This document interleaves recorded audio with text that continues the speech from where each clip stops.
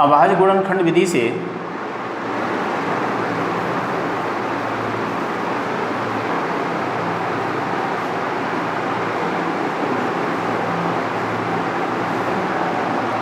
अभाज्य गुणनखंड विधि से घनमूल ज्ञात करना। घनमूल ज्ञात करना अभाज्य गुणनखंड विधि से। देखिए, भाजकता के नियम के आधार पर अभाज्य खंड करेंगे हम।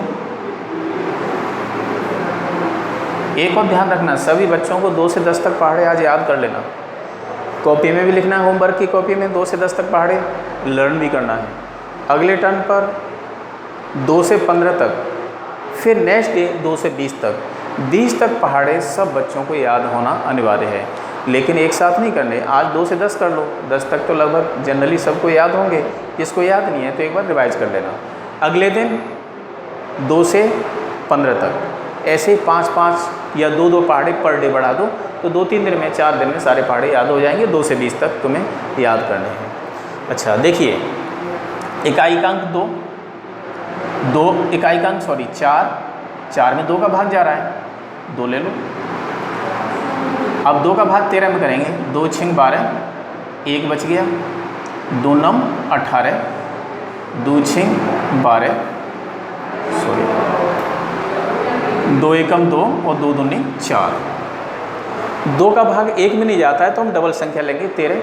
2 छिंग 12, 1 बच गया। 2 नम 18, 2 एकम 2 और 2 दूनी 4। इकाइकांक कितना है? 2 का भाग फिर जा रहा है। 2 3 6, 9 में जा रहा है 2 का भाग, बराबर नहीं जा रहा है तो अगली संख्या जो शेष बचेगी आगे बढ़ा देंगे। 2 चौक 8, आगे बढ़ा दी, संख्या होगी हमारी 11। 2 पंजे 10, अगली संख्या बढ़ा दी 1। 2 छिंग 12। इकाइकांक कितना है हमारा? 6। फिर 2 का भाग जा रहा है, 2 का भाग कर दो।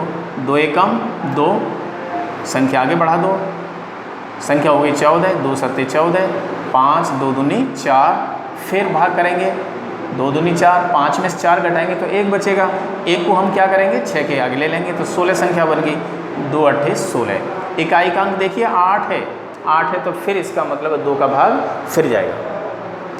2 का भाग कर दो, 2 8 16, शेष क्या बच गया? 1 को आगे बढ़ा लो, संख्या हो गई 12। 2 छिंग 12 और 2 चौक 8। फिर इकाइकांक 4 है, 2 का भाग कर दो। 2 चौक 8, 2 3 6, 2 दूनी 4। इकाइकांक कितना है हमारा? 2, तो हम क्या करेंगे? 2 का ही भाग कर देंगे। 2 दूनी 4, 2 एकम 2, शेष 1 बच गया, आगे बढ़ा लो। 2 छिंग 12, 2 से 16। इकाइकांक कितना है हमारा? 6 में किसका भाग जा रहा है? 2 का ही जा रहा है तो फिर 2 का कर दो। 2 एकम 2। अब देखिए 1 आ गया, 2 का भाग 1 में नहीं जाता है तो हम क्या करते हैं? डबल संख्या लेते हैं। जब एक साथ डबल संख्या लेते हैं अगले स्टेप में, तो इसका अर्थ है कि वहाँ पर 0 आ जाता है। 2 8 16। ये भाग का नियम मैंने समझाया था। 2 का फिर जा रहा है 8 में। 2 पंजे 10 और 2 चौक 8। फिर 2 का जा रहा है, 2 दूनी 4, 2 सत्ते 14। अब 2 का नहीं जा रहा है।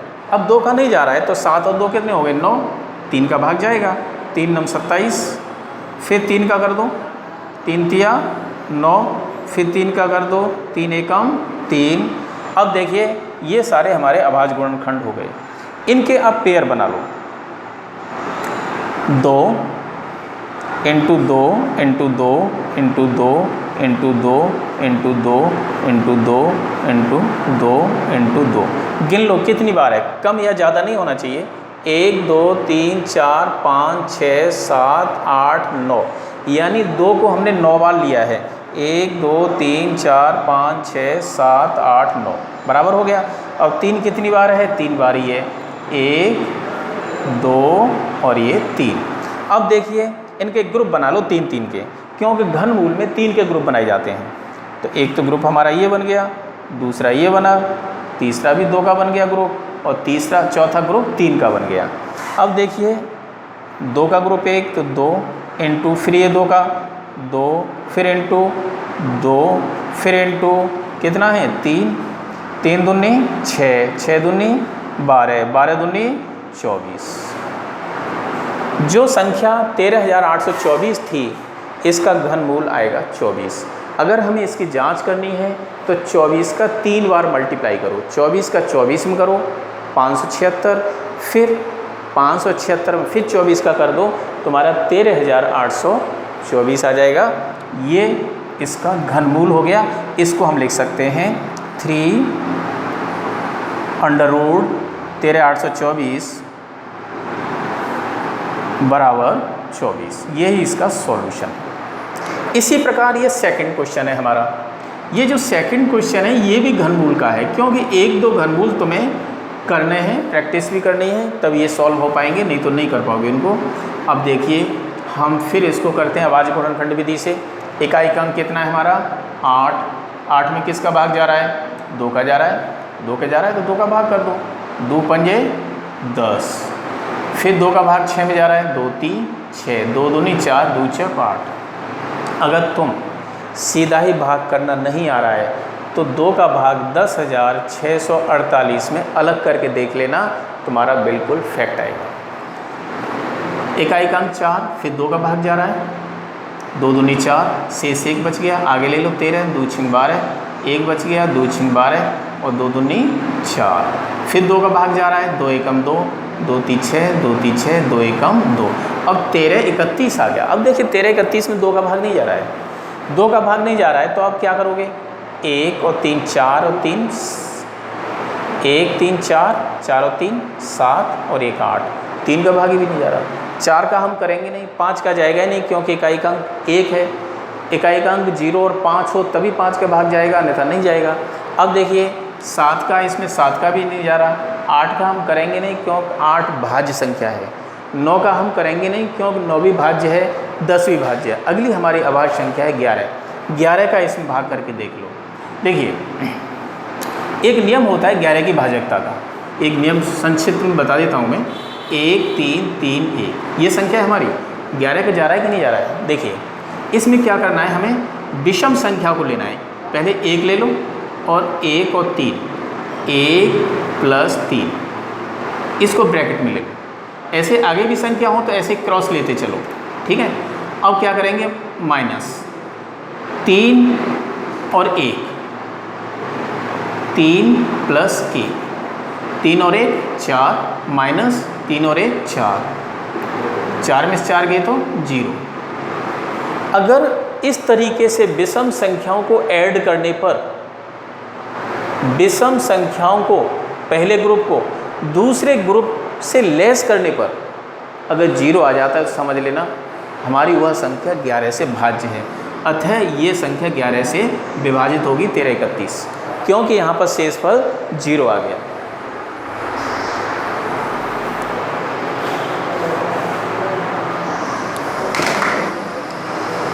ग्यारह का भाग करो, 11 एकम 11 बराबर जाएगा भाग, क्योंकि हमने भाजकता का नियम देख लिया है। 11 एकम 11, शेष क्या बच गया 12, फिर 2 बचा, संख्या होगी हमारी 23, 11 दूनी 22, 1 बच गया, 11 एकम 11। और 11 का वर्ग कितना होता है 121, फिर 11 का 1। इसके जो अभाज्य खंड हुए 2 × 2 × 2 × 11 × 11 × 11।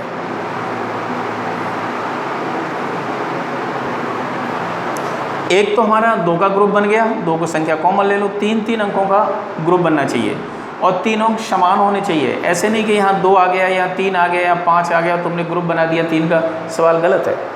इसके लिए तुम्हें क्या करना है, सेम अंक होने चाहिए। जैसे 2 है तो 2 ही होने चाहिए 3 बार, 11 है तो 11 3 बार होनी चाहिए। अगर तुम्हारी संख्याओं के ग्रुप नहीं बन रहे हैं तो समझ लो तुमने भाग करने में कोई न कोई गलती की है, उसको दोबारा रीचेक कर ले।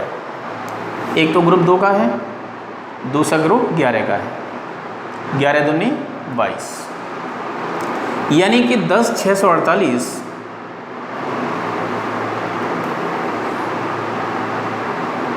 का जो घनमूल है 22 होगा।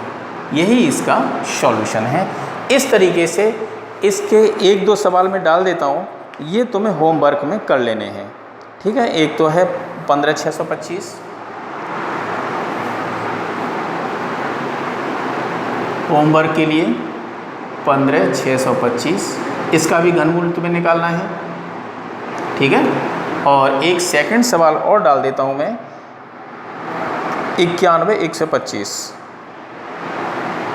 91125, 91 125, इन दोनों संख्याओं के तुम्हें घनमूल ज्ञात करने हैं। ये तुम्हारा होमवर्क का काम है। और एक ध्यान रखना है, 2 से 10 तक पहाड़े लिख करके लर्न करने हैं अच्छी तरह से। आज मैं 2 से 10 दे रहा हूँ, तो कल 2 से लेकर 15 तक के पहाड़े होंगे, फिर 2 से 20 तक के पहाड़े होंगे, इस तरीके से। और एक और ध्यान रखना है, जो फर्स्ट डे भाजकता के नियम बताए थे उसी के आधार से ही सॉल्व करना, जो तुम आसानी से सॉल्व कर सकते हो।